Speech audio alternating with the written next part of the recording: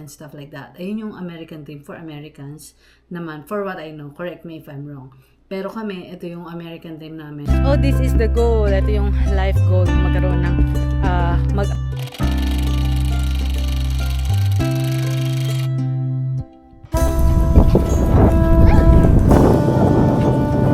Let's go.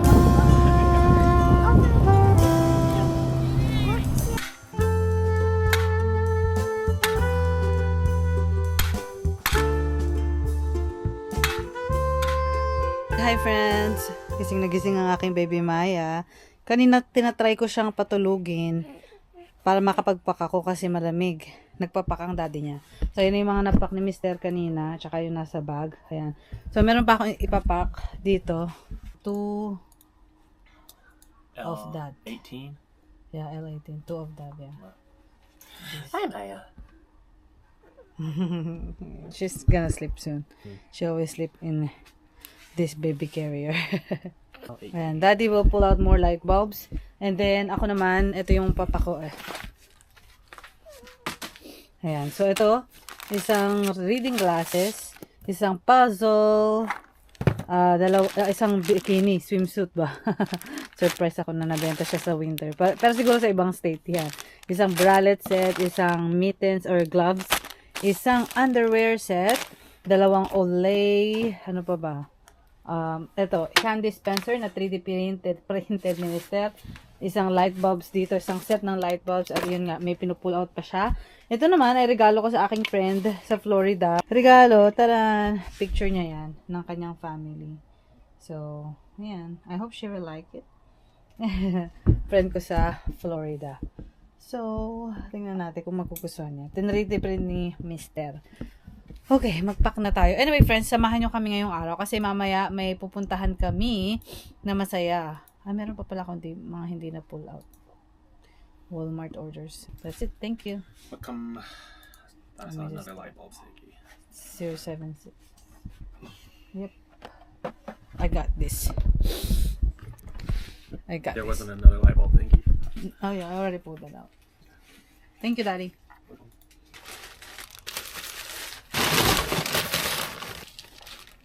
Yung spelling ng puzzle. Puzzle. Made in China.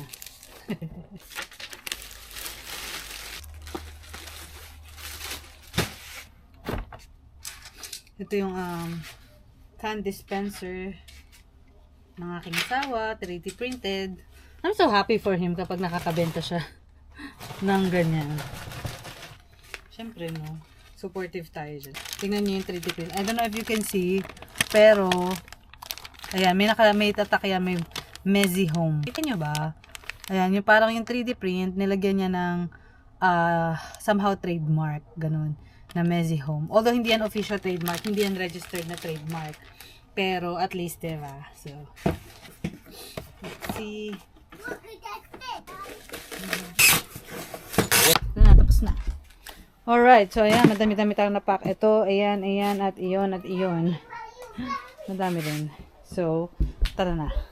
Ito na kami, friends. Sabi ko sa inyo, pupuntahan natin. Naalala nyo ba yung tractor ng aking asawa na binili? Parang pinakita ko yun sa previous vlog ko months ago. May project kami na gagawin, parang ganun. So, ito na yun, pupunta na tayo dito sa aming property. Pangalawang property namin na i-check ako sa inyo later. Pero, magpapadede muna ako ng baby. I'll feed Maya first. Hi, Maya. Hi, Maya. Hi, bebe. Wakey, wakey. Hello. We are here. Gonna put up a box out here. So we're gonna be over that way. We don't really want to use concrete right now, or I don't, so I'm just gonna pound this in there. See how much this sticks out in the back. Can I see this? Sure. It's not even that heavy, right? I know. It's made of plastic. Yeah, I know. This thing needs, our little post is probably a little bit long. We'll have to cut off the bottom a little bit. So this is about 54 inches. Probably need to take off about 10 inches off the bottom. So we'll do that first.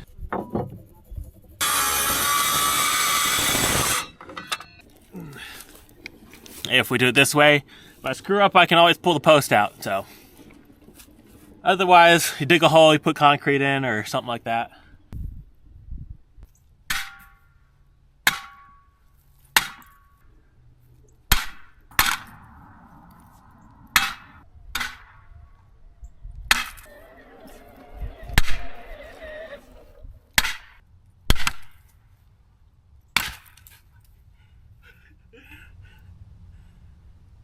Failed. You failed. A little bit.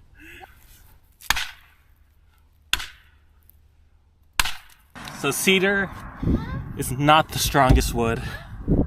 Cedar is not the strongest wood. And so it's breaking apart. We'll see if we can't find another piece of wood around here somewhere. Hello, Kuya!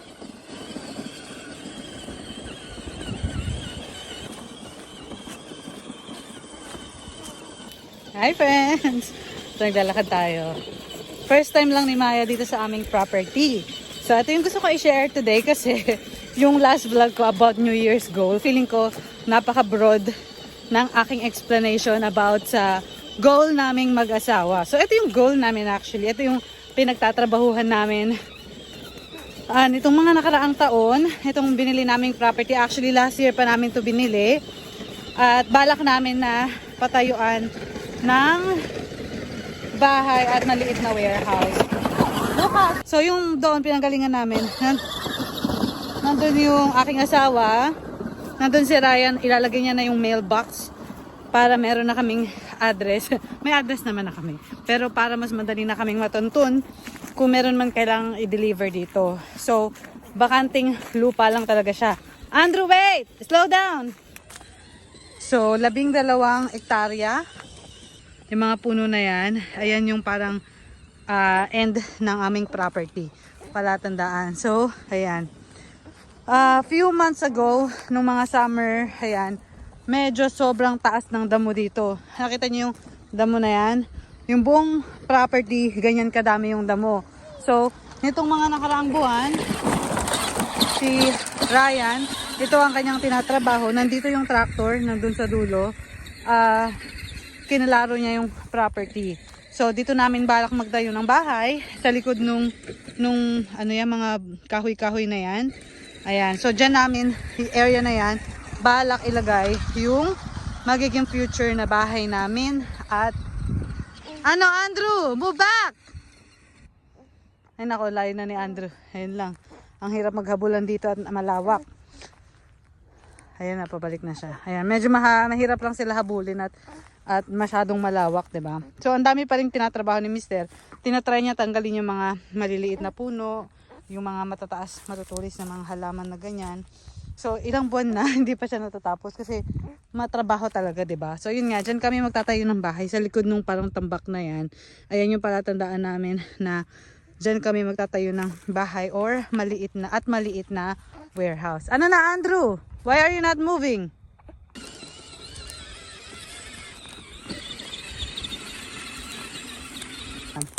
Naubusan ang battery yung tractor ni Andrew. We'll be back. We'll come back for your trailer. So maglalakad na lang muna kami palabas. So imagine niyo, no, yun yung bahay namin. Mga ilang minutong lakad. Tapos ito yung parang magiging driveway palabas ng kalsada. You want mommy to hold you? Okay. So, ito pa lang, itong driveway na to, itong palabas ng kalsada. Madami nang tinrabaho si Mr. Jan. Sa loob ng isang taon, mula nung binili namin yung property, madami-dami na kaming tinrabaho. Ay, yung asawa ko lang pala. Madami-dami na siyang tinrabaho dito. Kaya din siya bumili ng tractor para talaga sa property na to. Kasi talagang malaking tulong yung tractor. So, yan. Naglalakad tayo palabas. Ito yung driveway, no, papasok ng property namin. So, Ito yung una niyang tinrabaho. Nilagyan niya ng tambak. Mukha lang yan, parang ang liit na area lang, no? Pero ang tagal niya rin yung tinrabaho kasi mag-isa lang siya eh. Ayan. Para may agusan ng tubig. Ayan. Tinambakan niya dito.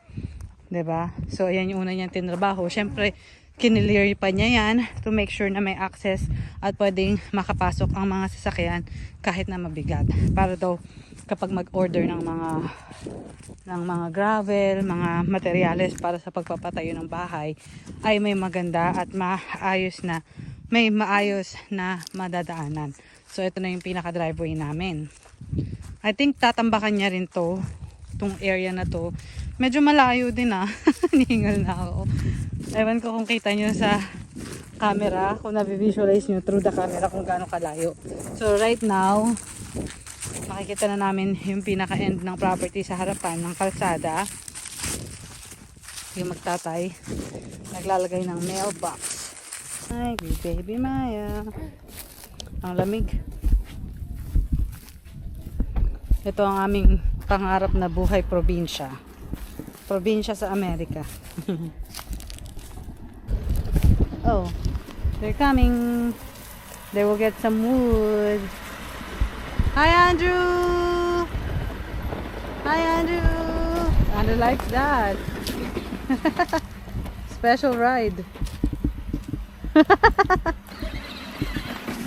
Hi, Lucas!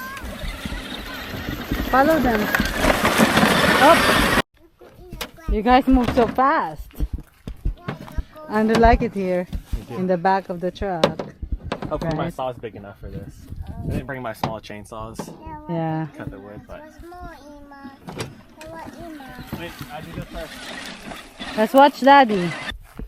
We need wood. Yeah. Yeah, we don't need to buy. We have trees. I like that.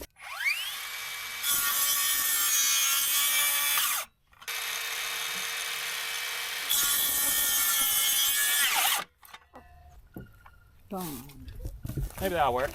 Yeah, we'll see. Maya agree? Maya's hungry again. Okay. Balik na tayo ulit dun sa mailbox. Exercise ko to. Kaya ko to. Careful, stop. Don't drive alone, drive behind. Anyway, share namin din to today kasi na-realize ko yung last vlog ko, di ba, parang nagkukwento ako about or chumichika ako about goals namin mag-asawa. Tapos hindi ko masabi-sabi ko ano yung goals namin. Parang very broad. Sabi ko nga more on for ano lang, makapagpundar, makapag-invest, di ba? Parang ganun yung lang yung sinishare ko. Hesitant akong i-share yung idea na, magpapatayo kami ng warehouse kasi gusto ko pag may plano ako or may goal, madalas gusto ko muna siyang gawin at matapos bago ko siya i-share. Kaya lang na-realize ko, yung para kasing yung YouTube namin is parang family diary na rin eh. Oh, this is the goal. Ito yung life goal na magkaroon ng mag-upgrade ng warehouse.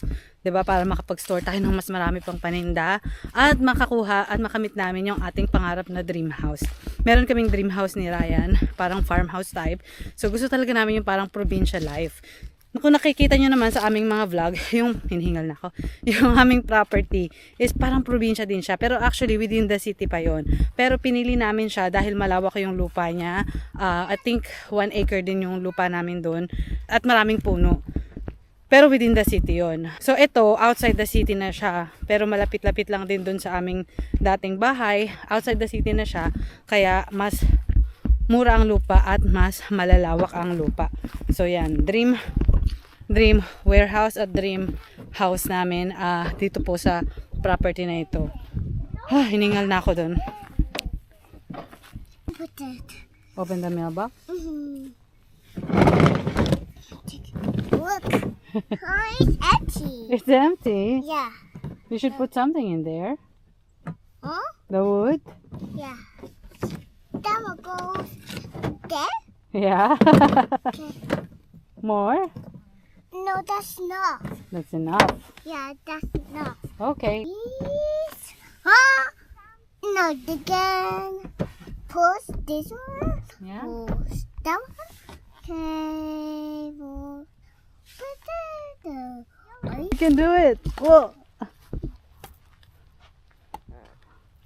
Nice. Ah, Lucas so strong.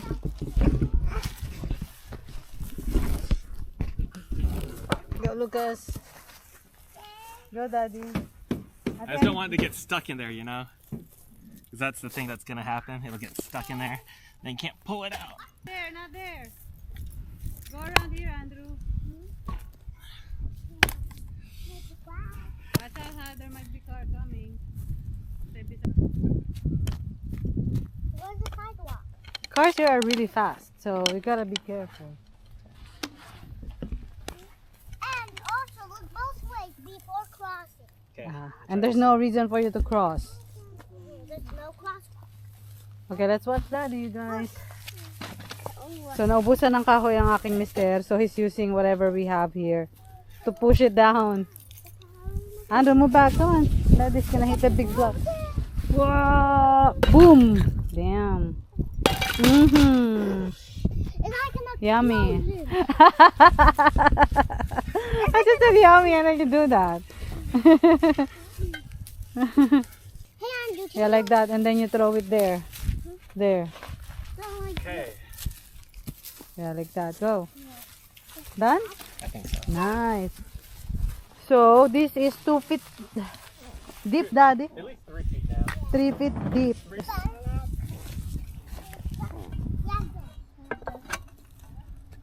Dun, dun, dun, dun. And then you're gonna have to... Screw it in. Yeah, okay. By mistake. I have Maya, so I can't really help. I'm just really supervising.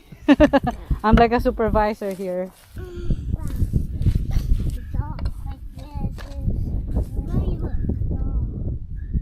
It's not real bent.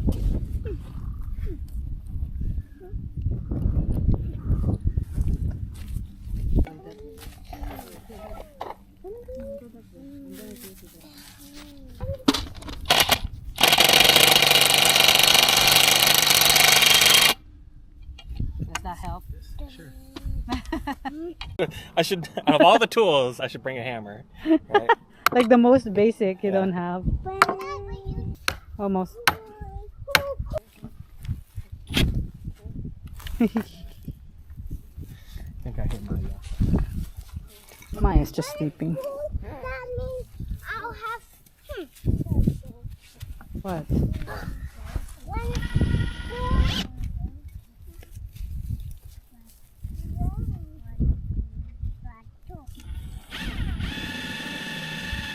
We're done. We're done. Take 2. We're done. Lucas, we're done. We're done. Done. Can you get me the Done. stickers? Daddy's done. Tapos na yung Hello, aming... mommy. Hello. Hi, Andu. Do you like your new playmate, Isaac? Yeah. Oh, she's so cute. Yeah, katatapos lang namin nilagay yung mailbox. Tapos in-approach kami nung kapitbahay namin dun sa harapan.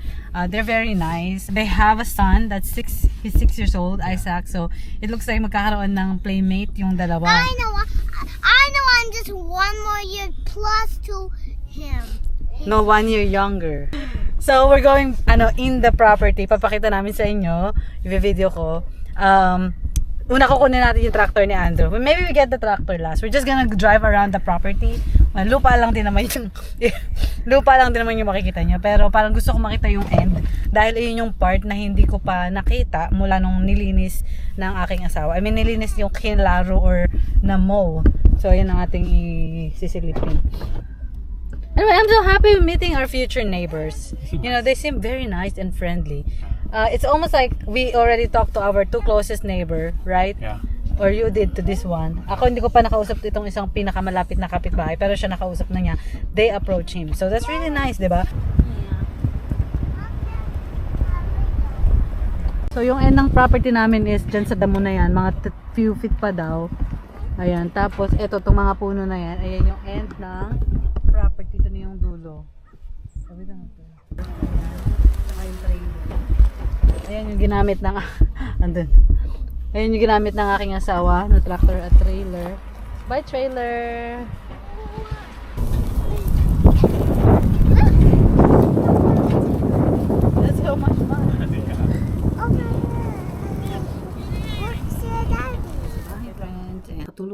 bata, napagod sila. So, nagnanap sila.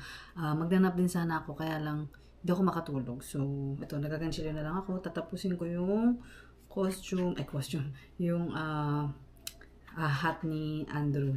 So, ayan. Anyways, gusto ko lang talagang ipakita sa inyo yung property na yun na never ko pang naipakita or nabanggit before. Sabi ko nga medyo hesitant ako. Pero ngayon, I just want to share yung magiging journey namin towards that since we are, family vlog. And you always see how hard we work every day, yung family namin, how we keep our lifestyle simple so that we can save and achieve what we really want. Yun nga, sabi ko, parang ito yung American dream namin. I know everybody has like a different version of American dream. When I was in the Philippines, sabi ko, akala ko ang American dream is just being in America. Yung pala, pag sa Americans naman, ang American dream is working hard for a more stable and parang rich life kind of, but not necessarily rich, but comfortable, debt-free. Parang meron silang ideal picture. Parang meron silang ideal picture ng American dream. Pag sinabing American dream, parang ang na-visualize nila is yung parang may corporate job, CEO ka ng isang company, parang high-paying job, and then you have like I don't know why they said like white fence house and cars and stuff like that. Ayun yung American dream for Americans naman, for what I know, correct me if I'm wrong. Pero kami, ito yung American dream namin, simpleng buhay lang talaga, parang probinsya life yung goal namin ni Ryan. Tahimik, parang farmhouse, tapos meron kang mga alagang hayop, malawak kang lupa, fresh air and stuff like that. Ayun yung naging goal namin ni Ryan. And ayun talaga yung goal namin mula pa lang mag-asawa kami. Yun na yung parang napag-uusapan namin. So, nung binili namin tong bahay na, itong unang bahay namin na to, we know that we're not gonna live here for long. Parang, ito pa lang yung afford namin. Parang ganun. Pero pinili din talaga namin yung malawak na lupa kasi parang pareho kami na ayun yung na-visualize namin sa aming family or para sa aming future. Sabi ko nga gusto kong ipakita yung magiging journey namin to achieve this goal. Pero it's gonna take like our projection is parang siguro mga 3 to 5 years pa bago talaga kami makalipat. Kasi syempre pera, 'di ba? Pag tatrabahuhan pa namin, kumbaga unti-unti lang kung ano lang ang kaya namin. Pero definitely ayun yung goal. So time-wise, sabi ko nga wala kaming goal na dapat in 2 years makalipat na tayo or so. We will just do our best to save and para ma-build namin yung gusto namin na bahay, pati warehouse kasi nakita niyo naman yung trabahuhan ko doon. Okay naman, marami naman kaming storage space pero a lot of times hindi na kami namimili dahil wala na talaga kaming space. Kasi sa online selling business, space din talaga yung kalaban. So hindi kami makapag-expand in a way. So if we want to grow our business, we want to expand our space. Yun yung isa pa naming project, warehouse. I mean, maliit na warehouse lang naman, not totally like warehouse. Kasi parang pag sabing warehouse, parang sobrang laki. So yung parang idea namin is parang garage lang na sobrang laki, like 5 car garage. We don't know yet. We're still on the planning phase. Sa ngayon, sa totoo lang, ang afford pa lang namin itayo ay mailbox. Diba? At least may mailbox na. Tapos yung prepping ng property mismo matagal din eh. Minow namin, magtatambak, ganyan. Kasi hindi mo naman din basta-basta mapapatuyuan ng bahay. So marami pa kaming munang preliminary steps na ginagawa. I think this year, ayun lang muna yung gagawin namin, yung mga preliminary. So sa ngayon, hindi na ako nakapag-ganchilyo. So sa ngayon, yun lang po muna ang aking ichichika at maraming salamat sa inyong panonood. Till the next vlog. Wait, papakita ko pala. Kasi may nag-comment sa last vlog ko, sinabi ko na meron akong ginagawang bucket hat. Pinahulaan ko. So may nanghula, I think sabi niya turtle. Mali po, ang sagot ay frog. But thank you sa sa pagko-comment. Ayan, frog. Isa pa lang yung mata. Matatapos na yung mata. Tapusin ko na.